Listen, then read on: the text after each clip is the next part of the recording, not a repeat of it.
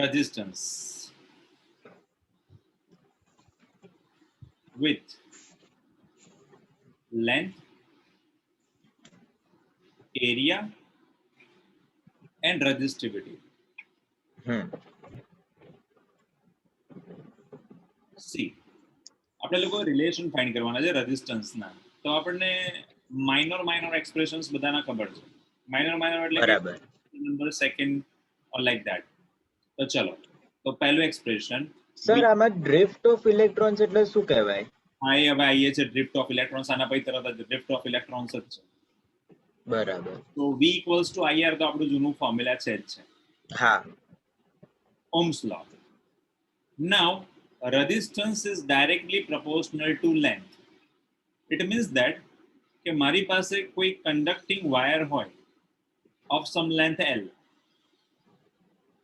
So my resistance increases. જેટલી maximum મારી length એટલો મારો resistance maximum. So resistance is directly proportional to length.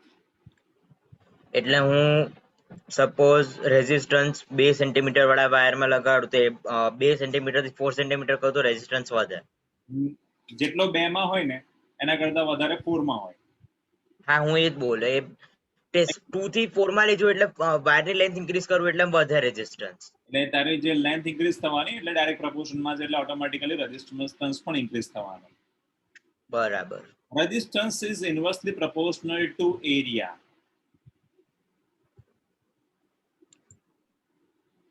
Okay.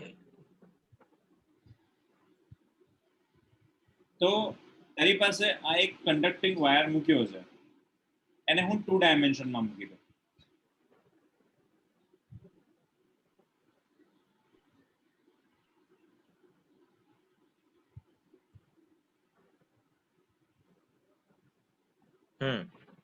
Okay, એટલે block છે. હા, એ વાંધો નહીં. તેનો મીનિંગ એવો થયો કે તું એવું કહી શકે બેટા કે સર આનો મીનિંગ એવો થયો કે જેટલો મારો બ્લોકનો એરિયા મેક્સિમમ એટલો મારો રેઝિસ્ટન્સ લેસ. હા, એવું કહેવાય. તો એનો મીનિંગ હું એવું કહું કે લેટ્સ સે મારી એલ જે છે એ 4 મીટર છે. કોઈ બોક્સની વાયર આપણે વાત કરીએ છીએ ત્યારે. સેમ મારો એરિયા જે છે એ 16 મીટર સ્ક્વેર છે. બરાબર. એનો મીનિંગ એવો થયો larger the area smaller will be the resistance. એટલે હું કોઈ મેક્સિમમ 2 લાર્જ એરિયા લઈ લઉં તો મારો રેઝિસ્ટન્સ લેસ હોય, ઓછો રહેશે. તો યુ કેન સી ધેટ મારી લેન્થ ઓછી છે તો એ રેઝિસ્ટન્સ વધારે બતાવે એવું ચાન્સીસ છે. પણ મારો એરિયા મોટો છે ઇવન ધો માય રેઝિસ્ટન્સ ઓછું થશે. યસ. તો બંનેના રિલેશનશિપ છે કે ભાઈ resistance is directly proportional to length and resistance is inversely proportional to area. તો બંનેને કમ્બાઈન કરી દઈએ આપણે expression number A and B ને. So I can have R is a proportional to L by A. Proportionality remove કરવા માટે some constant place કરવો પડે, એને કહેવાય rho. પહેલો એક્સપ્રેશન મૂકી દઉં, એને કહેવાય છે proportionality constant અને કહેવાય rho. હવે મિક્સ થવાના ચાન્સ સ્ટાર્ટ થશે બેટા. rho મીન્સ ડેન્સિટી પણ આપણે કહેતા હતા, યાદ આવ્યું? તો આને કે ના મુકાય? હા, નથી મૂકવાનો કે, કેમ કે દરેક જગ્યાએ આખા ટેક્સ્ટબુકમાં બધી જગ્યાએ રો વર્ડ જ યુઝ કર્યો છે. તું કે તને યાદ રહે વાત સાચી છે, પણ જે કે ચેપ્ટર 1 માં બી યાદ આવશે તને, કુલમ્સ કોન્સ્ટન્ટ. બરાબર. એટલે બંને ભેગા થવાના. ચલો ભાઈ, તો પ્રોપોર્શનાલિટી કોન્સ્ટન્ટ કહીએ અથવા તો એના માટે એક પ્રોપર વર્ડ છે, it is called as a resistivity. Okay. હા, તને એક્ઝામ્પલમાં ટેક્સ્ટબુકમાં પેપરમાં દરેક જગ્યાએ જ્યાં પણ રો મીન્સ ચાર્જ ડેન્સિટી છે કે રેઝિસ્ટિવિટી છે એવું લખીને આપ્યું એટલે તો લખેલું હશે ને? હા, બસ લખેલું હશે, એટલે તને ક્યાંય એવું યાદ રાખવાની જરૂર નથી. બરાબર. આ રો જે છે ને એનો R સાથે રિલેશનશિપ છે, એટલે resistivity having relationship with resistance, પણ ચાર્જ ડેન્સિટી નો કોઈ રિલેશન જ નથી રેઝિસ્ટન્સ સાથે. એટલે આવી રીતે બી ક્રોસ વેરીફાઈ કરી શકે છે. બરાબર. ચલો ભાઈ, તો રેઝિસ્ટિવિટી કહેવાય એને. તો તો R equals to rho L by A. તો આ રો જે છે ને એકચ્યુઅલી એ નેચર છે. એટલે હું એમ કહું કે ભાઈ કોઈ વ્યક્તિ ઓનેસ્ટ છે તો ઓનેસ્ટી મને 500 ગ્રામ 600 ગ્રામ 2 મીટર 3 મીટર જોવા ના મળે. Honesty ના is one દેખાય. type of nature. So same like our resistivity is also one type of nature. બરાબર. હવે દેખજે આપણે પહેલા ફોર્મ્યુલા પ્લેસ કરીએ છીએ પછી એનું આપણે ડાયમેન્શનલ કન્ફિગરેશન પણ લખી નાખીએ છીએ. તો બેટા મારું વેલ્યુ નક્કી થઈ ગઈ. કઈ નક્કી થઈ? Okay. R equals R is equal to rho LA. તો આને હું એક્સપ્રેશન નંબર સેકન્ડ આપી દઉં. તો જો મારો પહેલો ટાસ્ક અહીંયા ફૂલફિલ થાય છે કે રેઝિસ્ટન્સના relationship with the length area and resistivity. હા આવી ગયું જો. રેઝિસ્ટન્સ રિલેશન છે લેન્થ રો અને એરિયા થી. તો આપણું એ સેકન્ડ આવી ગયું. હા. ચલો હવે આપણે એવું કરીએ એક્સપ્રેશન નંબર સેકન્ડ જે છે એને એક્સપ્રેશન નંબર ફર્સ્ટ માં પ્લેસ કરી દઈએ. ચલો expression number first one is called as a V equals to V I is equal to IR. and expression number second equals to rho L by A. So So V is equal to I rho L by A. rho L by A. અને expression number third one આપો. અને હવે જોજો મજા એવી આવશે કે આપણે ચેપ્ટર નંબર સેકન્ડમાં આવું બોલતા હતા V equals to ED और તમે હા હા હા. કે ભાઈ dv by dx equals to તો E minus E or E. હા હા હા. તો જો આ this is V, this is D, આ D એટલે dx, બરાબર. V એટલે dv. તો આ જ એક્સપ્રેશન ને હવે બેટા હું આવી રીતે લખું છું. જોજે ખાલી સિમ્પલી ટપ્પો ના પડે તો બોલજે કે ભાઈ મારું એક્સપ્રેશન છે આવું છે V equals to ED from that V equals to D ની જગ્યાએ ડિસ્ટન્સ ની જગ્યાએ લેન્થ લખી નાખું છું કેમ કે મારે અહીંયા લેન્થ કેન્સલ કરવી. ઓકે બરાબર. Now 4 implies expression number third one. चलो अप्लाई कर दिए. V ની જગ્યાએ લખી નાખો EL. તો EL આપણી પાસે હતું I rho L by A. L by A. LL cancel out. તો I rho by A. Yes. તો આ જે એક્સપ્રેશન છે ને એ ખૂણા ખાંચરાનું એક્સપ્રેશન છે એટલે આને હું જરા નામ આપી દઉં. It is called as a relation of electric field with resistivity.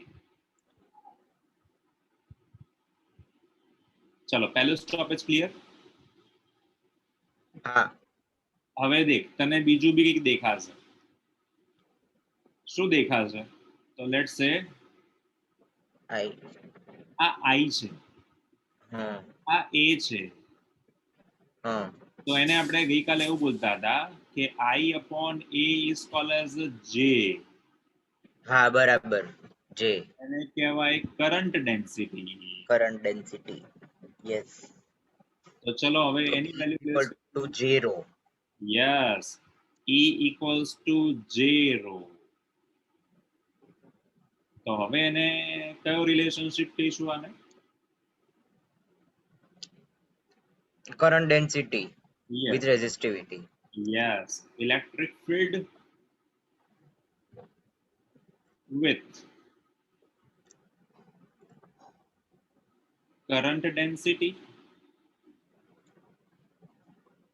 and resistivity. ચલો ભાઈ આટલામાં ક્યાંય પણ ડાઉટ હોય તો પૂછો. ના. તો રેઝિસ્ટન્સના ડાયરેક્ટ પ્રપોર્શનમાં રેઝિસ્ટિવિટી છે. આ તારું એક્સપ્રેશન કે જેનો રેઝિસ્ટન્સનો ખુદનો નેચર જે છે એ ઓપોઝ કરવાનો છે. તો એનો નેચર ઓપોઝ. બરાબર. રેઝિસ્ટિવિટીનો નેચર પણ ઓપોઝ કરવાનો હશે. પણ રેઝિસ્ટિવિટી ના રિલેશનશિપમાં એરિયા પણ છે અને લેન્થ પણ છે. બરાબર. તો હવે આ જ એક્સપ્રેશન ને જોજે બેટા કેવું બનાવું છું, rho equals to RA by L. થાય. તો રેઝિસ્ટન્સમાં આપણે એવું કહેતા હતા કે length increases, resistance increases, area increases, resistance decreases. Resistance decreases. તો હવેના કેસમાં શું બોલીશ, રેઝિસ્ટિવિટીના કેસમાં શું બોલીશ? રેઝિસ્ટિવિટીના કેસમાં આપણે એવું બોલી શકીએ કે maximum area minimum resistivity. Maximum area minimum resistivity. નહીં, મેક્સિમમ એરિયા મેક્સિમમ તો રેઝિસ્ટિવિટી. એ તો થયું તો. નહીં. જો અચ્છા, ઓકે, બરાબર. હું રેઝિસ્ટન્સ નથી બોલતો, રેઝિસ્ટિવિટી બોલું છું. રેઝિસ્ટિવિટી ને રો બોલું છું. મેક્સિમમ એરિયા તો મેક્સિમમ રેઝિસ્ટિવિટી. હા, બરાબર. તો લેન્થ ડિક્રીઝ થાય અને લોઅર લેન્થ અને હાઈ રેઝિસ્ટિવિટી. એટલે પેલા કરતા ઊંધું આવે રિલેશનશિપ. જોયું તે જગ્યા જોવે. ઊંધું આવ્યું. યસ. તો બરાબર. રેઝિસ્ટન્સ જે છે એનો એ યુનિટ આપણને ખબર છે, ઓમ કહેતા હતા લાસ્ટ ટાઈમ આપણે. એની જગ્યાએ ઓમ મૂકી દઉં, એરિયાની જગ્યાએ મીટર. આનું ઓમ ઇન્વર્સ હશે. યસ.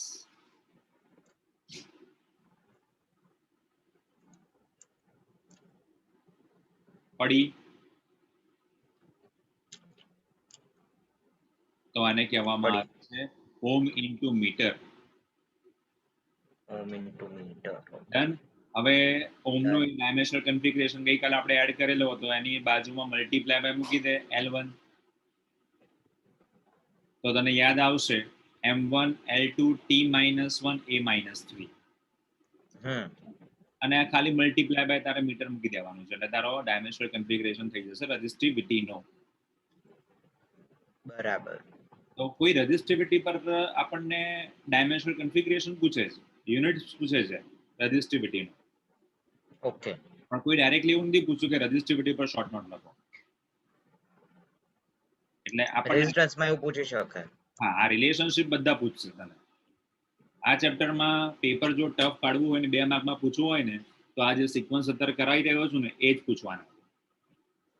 બરાબર. અને પેપર એકદમ પપલું કાઢવું છે તો ઓહ્મ્સ લો પૂછે અને એની લિમિટેશન પૂછી લે.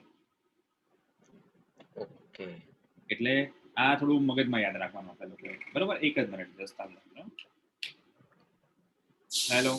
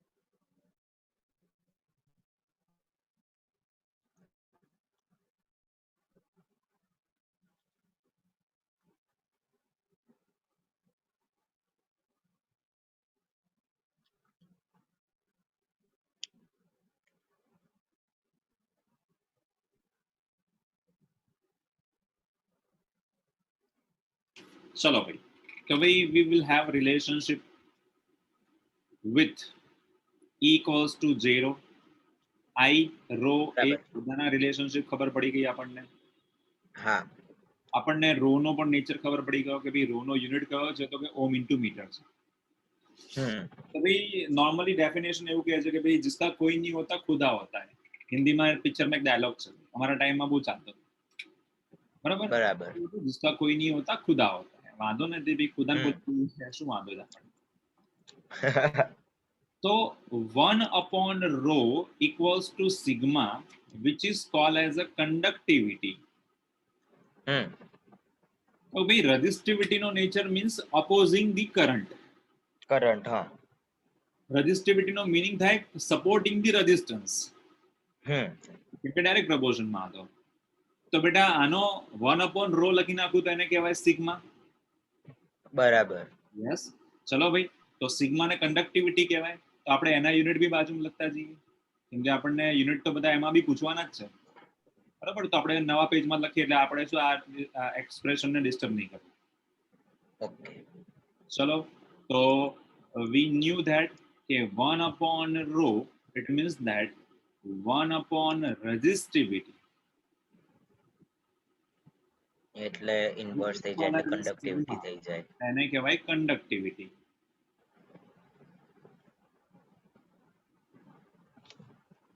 ચલો 1 upon rho equals to sigma આપણે આ એક્સપ્રેશન લખી નાખીએ. તો યુનિટ્સ બોલતા જઈએ એટલે આપણને છે ને આનો યુનિટ બહુ પૂછાય છે સિગ્માનો કંડક્ટિવિટીનો.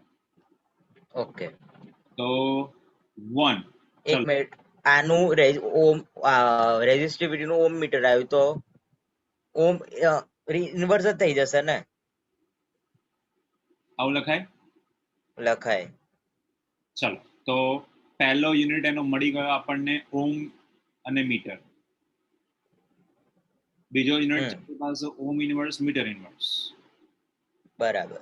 ત્રીજી એક ફેસિલિટી છે કે ભાઈ 1 upon ઓમ છે અથવા તો ઓમ ઇન્વર્સ છે એને કહેવાય મો. એ શું હોય? કેમ તો કે ભાઈ આપણે 1 upon ઓમ લખ્યું ને એને ઉપર લઈ જાઓ તો એનું ઊંધું થઈ જાય એને કહેવાય મો. ઓહો હો બરાબર. મોર ઓવર છે ને યુનિટ્સ તને નવી લાગશે કે આ જ પૂછે છે. બરાબર. તો જો ઓમ ઇન્વર્સ ને કહેવાય મો અને મીટર ઇન્વર્સ તો યુનિટમાં લખી નાખું વર્ડમાં લખી નાખું તો એને આવું લખાય મો મીટર ઇન્વર્સ. અને આખું જે મો મીટર ઇન્વર્સ છે ને એનું એક પ્રોપર નામ છે જેને કહેવાય છે સિમેન્સ. ઓકે હા. એક કંપની છે સિમેન્સ બહુ ફેમસ કંપની. હા. તો કંડક્ટિવિટીના આ બધા યુનિટ્સ છે એમાં ફેમસ પૂછાય એવા યુનિટ્સ છે. એક તો સિમેન્સ 4 થી 5 વાર બોર્ડમાં અને ગુજસેટમાં પૂછી ચૂક્યા છે. 2 ઓમ મીટર ઇન્વર્સ પૂછી ચૂક્યા છે. ઓમ ઇન્વર્સ કોઈ પૂછતું જ નથી. બરાબર છે. ચલ હવે એનું આપણે ડાયમેન્શનલ કન્ફિગરેશન ફાઇન્ડ કરી લઈએ કેમ કે એનું ડાયમેન્શનલ કન્ફિગરેશન બી 3 વખત ગુજસેટમાં પૂછી ચૂક્યા છે આ લોકો. બરાબર. ને આ લોકોના માટે ગુજસેટ ઇન્વર્સ છે કન્ટિન્યુઅસલી આ લોકોએ સિગ્માનો યુનિટ અને ડાયમેન્શનલ કન્ફિગરેશનના રમાડ્યા છે. ઓ બાપ રે. તો ચલ પહેલા આપણે રોનો ફાઇન્ડ કરી લઈએ એટલે તને બાકીના બધા યાદ આવતા છે. ચલ હા આપણે પહેલા સૌથી પહેલા રોનો તો ખબર છે ને. આર ઇઝ હા joule upon ampere rho find કરવો છે. Meter inverse upon meter square rho equals to meter ગયા એ joule meter upon ampere. Clear છે એટલે સુધી બેટા? હા.